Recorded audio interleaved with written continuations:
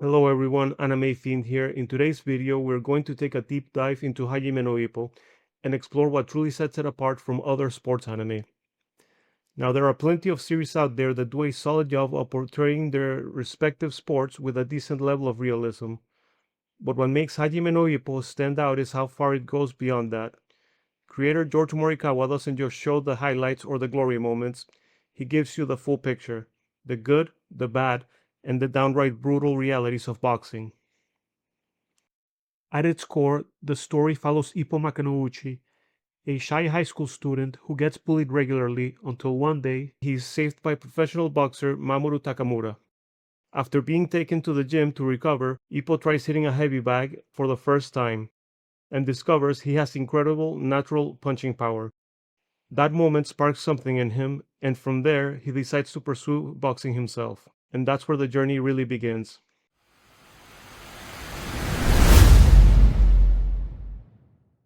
One of the biggest things that sets Hajime no Ippo apart from other sports anime is how much emphasis it puts on training.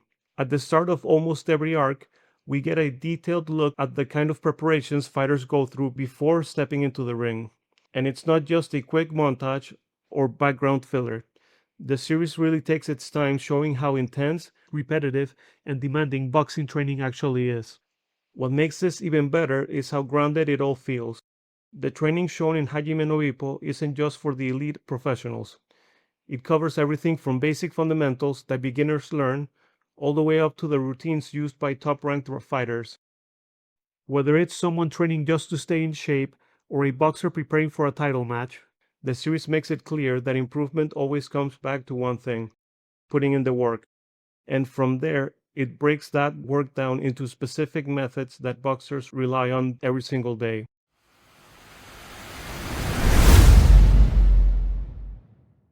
One of the most fundamental parts of a boxer's training is road work. This usually involves long distance running. While it may seem simple on the surface, it plays a huge role in a fighter's overall performance.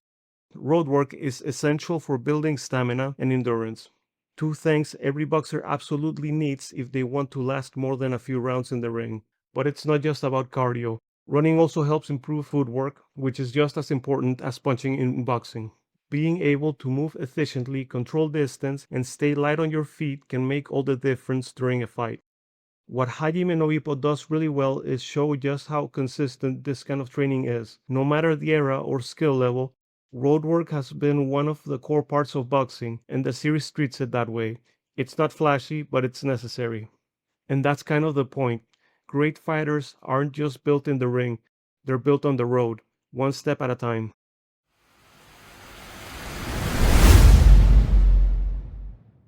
Another key part of boxing training that Hajime no Ippo highlights is mitt work. This is where trainers hold focus mitts and act as a moving target for the boxer.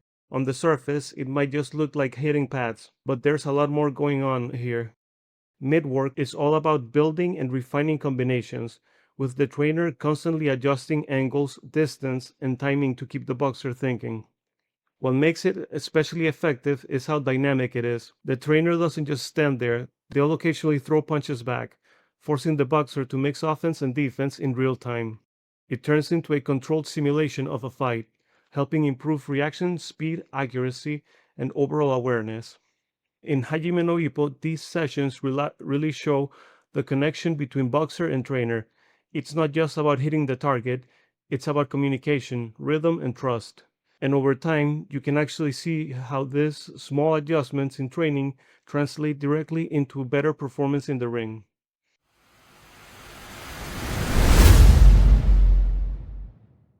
Another staple of boxing training that Hajime no Ippo showcases really well is heavy bag work. At first glance, it might just seem like a boxer wailing on a bag, but when it's done properly, it's actually a full body workout. Every punch engages multiple muscle groups from your legs and core all the way up to your shoulders and arms. The heavy bag is mainly used to develop power and precision. It allows fighters to practice their combinations at full force, helping them understand how to generate and transfer energy through their punches. But it's not just about hitting hard, it's about hitting correctly, over and over again. It also plays a big role in building endurance, especially in the arms and shoulders.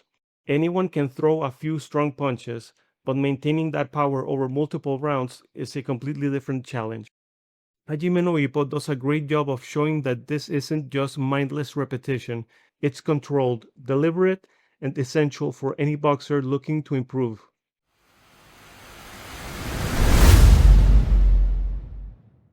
Out of all the training methods shown in Hajime no Ippo, sparring is probably the most important. That's because it's the closest thing to an actual fight without it being one. Sparring gives boxers a chance to apply everything they've been working on: timing, defense, combinations, footwork, all in a live, unpredictable environment. What the series does really well is show that sparring isn't just about going up against your gym partner. Fighters will often train with people who mimic their upcoming opponent's style, helping them prepare for specific challenges they're about to face. In some cases, they'll even bring boxers from other gyms if they're a better match stylistically. It turns sparring into more than just practice, it becomes strategy. At the same time, Hajime no Ippo doesn't ignore the risk. Even in training, fighters can get hurt, and those injuries can affect their future matches. It's a reminder that in boxing, even practice comes with consequences. And that balance between preparation and danger is what makes sparring such a crucial part of a boxer's journey.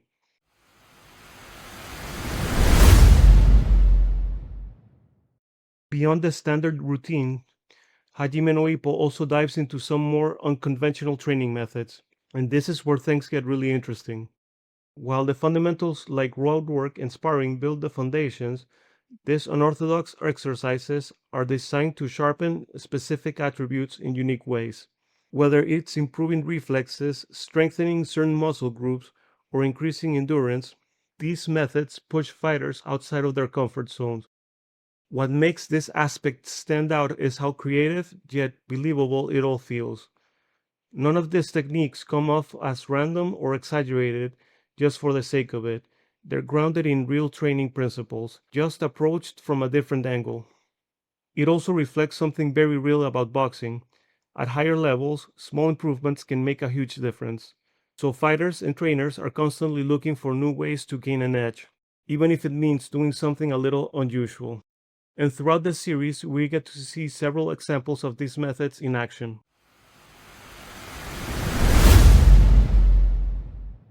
One of the first examples of unorthodox training we see in Hajime no Ippo is tennis ball drills. It's a simple concept, but surprisingly effective. A boxer will either throw a tennis ball against a wall at close range and try to catch it repeatedly, or have someone else throw balls at them from different angles. Either way, the goal is the same: react as quickly as possible. This kind of training does a great job of sharpening reflexes, improving hand-eye coordination, and increasing reaction speed, all of which are crucial in boxing. In a real fight, punches come fast and from unpredictable angles, so being able to read and respond in a split second can make all the difference. What's great is how accessible this method is. It doesn't require any fancy equipment, but it still delivers real results. And Hajime no Ippo presents it in a way that makes it clear sometimes the simplest drills can have the biggest impact.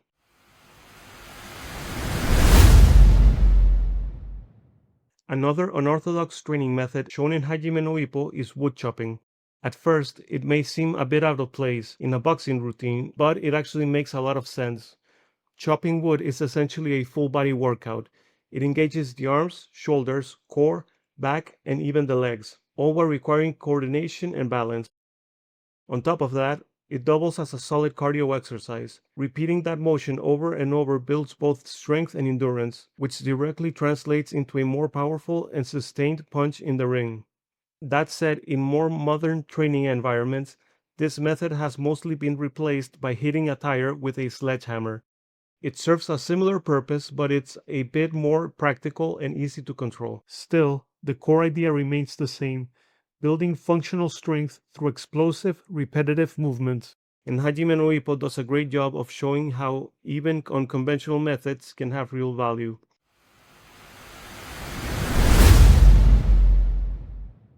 Another unique training method shown in Hajime no Ippo is underwater training.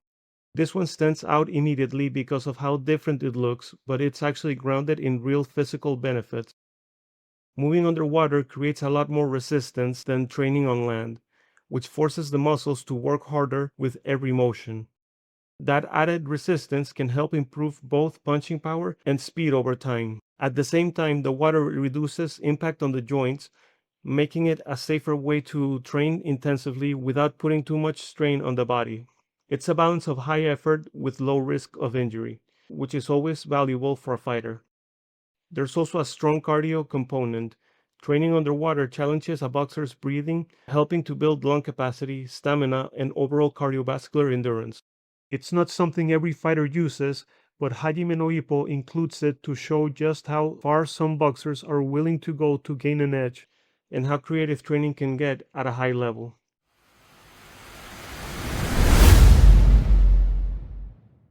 Another unusual but very purposeful training method in Hajime no Ippo is log hitting. The setting is simple. A horizontal log is fixed in place, and the boxer repeatedly strikes its flat surface using a mallet. While it might look odd at first, that exercise has a very specific goal behind it. The main focus here is building strength in the back and core, especially the muscles involving rotational movement. That's important because a lot of punching power, particularly hooks and techniques like the Dempsey Roll, come from how well a boxer can rotate and transfer force through their body. By repeatedly striking the log, the boxer conditions those muscles to handle that twisting motion more effectively and powerfully. It's another great example of how Hajime no Ippo takes something that looks unconventional and grounds it in real boxing mechanics. Every strange looking drill usually has a very clear purpose behind it.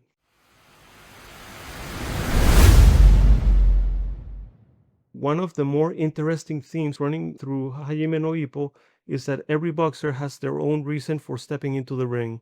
At the Kamogawa gym especially, no two fighters start boxing for the same motivation. Ippo begins his journey after being bullied, wanting to become strong so he can protect himself and change his life. Miyata, on the other hand, is driven by legacy.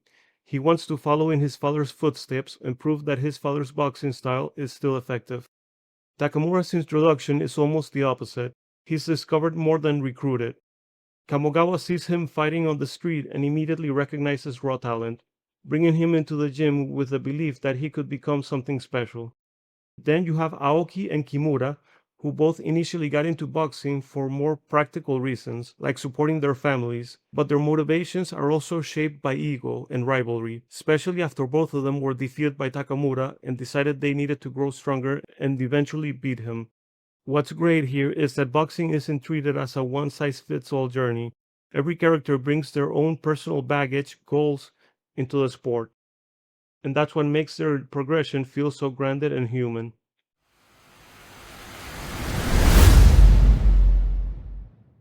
When someone becomes a boxer in Hajime no Ippo, there are a lot of potential upsides that come with it. The most obvious one is physical development. Boxers become significantly stronger, faster, and more conditioned over time. The training is intense and it pushes the body to its limits in ways that build real athletic performance. There's also the financial side. At higher levels, boxing can become a very lucrative career, with fighters earning substantial money from successful matches, especially when they climb the rankings or fight in major title bouts. But beyond just fighting, the series also shows how boxing can open other doors. Some fighters transition into different roles within the sport or media.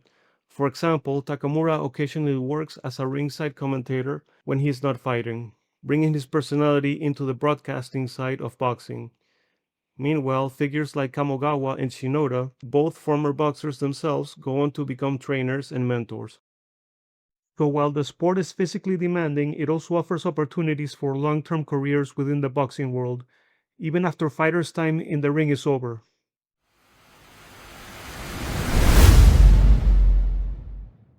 Of course, Hajime no Ippo doesn't shy away from showing the dark side of boxing either. One of the biggest challenges fighters face is weight cutting. Because boxing is divided into weight classes, many athletes have to drastically reduce their body weight before a match. This often involves intense dehydration, strict dieting, and extreme discipline just to make the required limit. The series highlights just how brutal this can be, especially in Takamura's case. Before his fight with Brian Hawk, His natural weight is far above his fighting class, meaning he has to lose a massive amount just to qualify. On top of that, the situation gets even worse due to the conditions, like winter, making it harder for him to sweat off the weight, forcing him into a harsher restrictions like severe food deprivation. Alongside that comes extreme dieting in general. Many boxers risk cutting out essential nutrients just to make weight, which can have long-term effects on their health, including damage to internal organs or overall physical condition.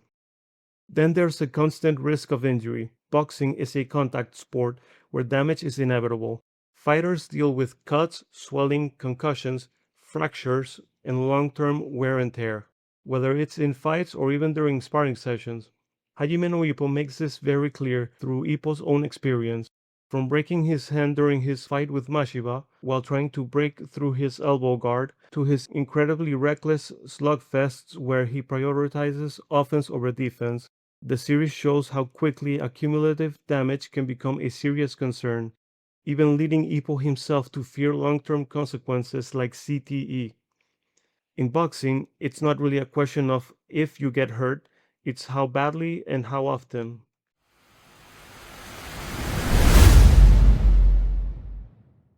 Another major theme that Hajime no Ippo constantly reinforces is the relationship between a boxer and their trainer. Throughout the series, we see how important their bond really is, and how different it can look depending on the people involved. Take Ricardo Martinez and his coach, for example. Their relationship is built on absolute trust. Martinez's trainer doesn't try to micromanage him. Instead, he has full confidence that Ricardo will read the situation in the ring and find the perfect solution on his own. It's a very calm, almost silent understanding between the two. On the other hand, you have Kamogawa and his fighters, especially Ippo and Takamura. Kamogawa treats his boxers almost like family, viewing them like sons. But even within that dynamic, there are differences. Takamura is naturally gifted to the point where he barely needs guidance, which constantly frustrates Kamogawa in a comedic way. Ippo, on the other hand, is more of a blank slate. He absorbs everything he's taught, and over time, Kamogawa ends up shaping him into a fighter who mirrors his own boxing style from his past. Then there's Miyata and his father. Miyata's motivation is deeply personal. His father's boxing career was cut short by a serious jaw injury, and Miyata witnessed it firsthand. That moment shaped his entire career path. Even though his father was initially against him boxing, Miyata eventually embraced it, and driven by the desire to prove that his father's style of boxing is effective, his fighting style becomes both a tribute and a statement. Across all these relationships, the series makes one thing clear. Boxing isn't just an individual sport. Behind every fighter is a trainer shaping, guiding, and sometimes even defining their journey.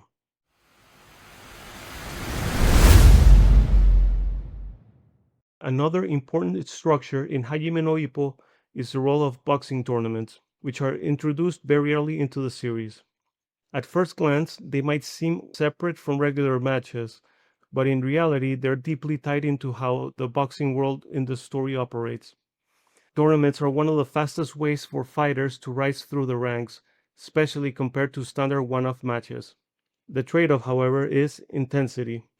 Because of the condensed schedule, fighters have much less recovery and preparation time between matches. That means if you keep winning, you climb quickly, but you also constantly pushing your body with less time to adapt or recover, which can heavily affect your performance. The structure starts with the East and West Rookie King tournament, which serves as the entry point for many boxers in the series. Winners from each side then face off in the All Japan Rookie King tournament, where the East and West champions battle to determine the national rookie champion. Success here can elevate a fighter to around 10th place in the JBC rankings. From there, the next step is the Class A tournament. Entry requires at least 8 professional fights, and the winner earns the position of number 1 contender. Finally, that leads into the Champion Carnival, where the top contender earns the right to challenge the reigning champion in their weight classes. It's a clear ladder system, and Hajime no Ippo does a great job of showing how each stage raises both the stakes and the pressure on fighters.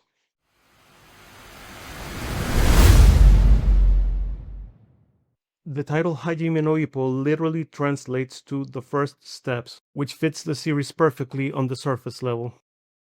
At its core, the story begins with Ippo's journey into boxing, so the idea of first steps represents his entry into a completely new world. Even as the series expands and follows many other characters, it always circles back to the idea of starting something new and building yourself up from nothing.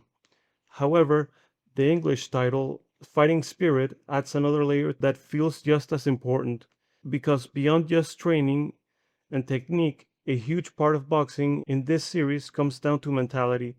Skill matters, condition matters, but when two fighters are evenly matched, what often decides the outcome is pure willpower and desire. A great example of this is Ippo's spar with Eiji Date. After the match, Date comments that Ippo's punches felt light, which confuses Ippo since he's known as a heavy hitter. What Date is really referring to isn't physical power, it's intent.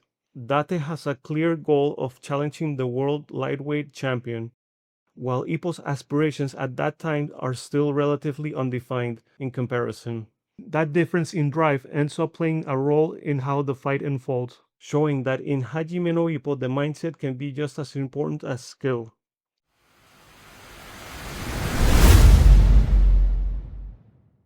Throughout Hajime no Ippo, there are a number of quotes that seem simple at first, but actually carry a lot of weight when you look at the context behind them. One of the earliest comes from Takamura. When Ippo tells him he wants to become a boxer, Takamura's response is a sharp, "Boxing is no plaything." At first, it might sound like an overreaction, but later in the series, especially during Takamura's brutal weight cut and world title preparations, you understand exactly why he said it.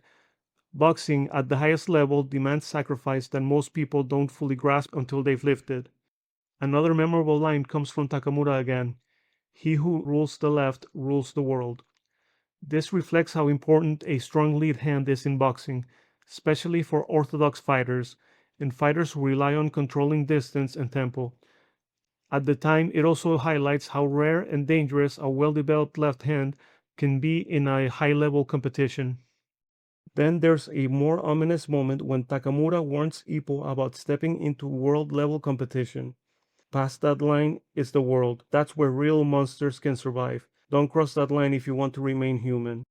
It's a dramatic way of saying that elite boxing is an entirely different sport, where physical and mental demands go beyond what most fighters are prepared for. Coach Kamogawa also delivers some of the most rounded philosophy in the series. One of his most well-known ideas is that not everyone who works hard succeeds, but everyone who succeeds has worked hard. It reinforces the idea that effort is necessary, even if it doesn't guarantee results.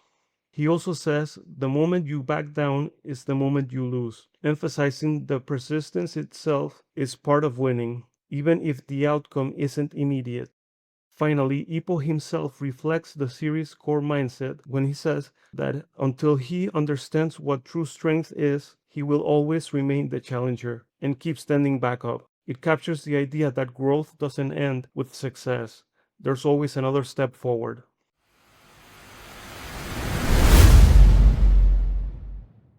When you look at Hajime no Ippo as a whole, one of the biggest strengths is just how grounded and realistic its portrayal of boxing really is. Whether it's the training methods, the fighting styles, the physical benefits, or even the harsh downsides of the sport, George Morikawa put an incredible amount of detail into making everything feel authentic. This isn't just about flashy fights, it's a story that reflects the sport it's built on. That level of authenticity shows up in the techniques used throughout the series as well. Real world boxing concepts like the peekaboo guard, the flicker jab, and the Dempsey roll are all integrated into the fights in a way that feel natural, not exaggerated or not gimmicky. What really stands out is how consistent the approach is. Even when the series leans into dramatization, it still stays rooted in real boxing principles, showing both the beauty and brutality of the sport without losing the sense of realism. At the end of the day, Hajime no Ippo doesn't just tell a boxing story, it tries to faithfully represent what boxing actually is, and that's a big part of why it's held in such a high regard.